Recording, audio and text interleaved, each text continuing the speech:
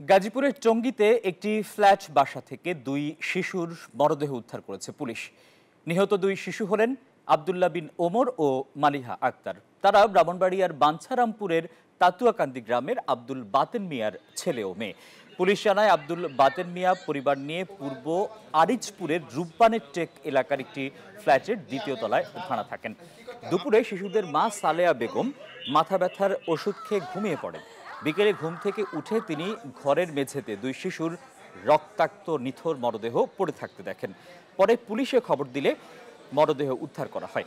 ঘটনার পর দুর্বৃত্তরা পালিয়ে যায়। এখন পর্যন্ত কাউকে আটক করা সম্ভব হয়নি। হত্যার কারণ উদ্ঘাটনে তদন্ত চলছে বলেও জানিয়েছে পুলিশ।